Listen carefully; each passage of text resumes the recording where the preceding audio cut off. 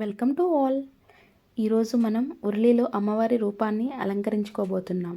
మన ఇంట్లో అమ్మవారి రూపం ఉంటే ఆ ప్రదేశం పవిత్రతతో నిండిపోతుంది. ఈరోజు మనం చూస్తున్న ఈ ఉర్లిలో ఉన్న అమ్మవారి రూపం ఆ పవిత్రతకు ఒక ప్రత్యేకమైన అందమైన ప్రతీక.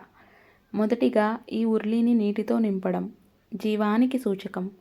నీరు అంటే శుద్ధి, ప్రవాహం, ఆత్మశాంతి. అమ్మవారు ఈ నీటిలో ప్రతిబింబమై మనకు తెలియజేస్తారు, నేను నీలో ఉన్నాను, ప్రతి ప్రాణిలో ఉన్నాను అని. ఈ బంగారు రంగు బంతిపూలు అమ్మవారి కాంతిని, ఆశీర్వాదాన్ని సూచిస్తాయి. పసుపు రంగు అంటే శుభం, సౌభాగ్యం, ప్రకాశం. వేపాకులు ఇవి దుర్గాదేవి స్వరూపం.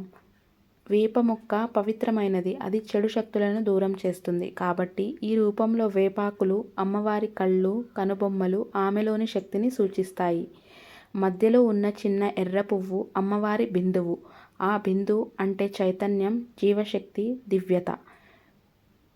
ఈ పూలు, వేపాకులు, నీరు కలిసి సృష్టించే రూపం కేవలం ఒక అలంకారం కాదు, అది మన భక్తి, మన భావన, మన ఆత్మను శాంతిపరిచే సాధన. ప్రతిసారి ఈ రూపాన్ని చూసినప్పుడు మన మనసు ప్రశాంతంగా మారుతుంది, ఇంట్లో సానుకూల శక్తి పెరుగుతుంది.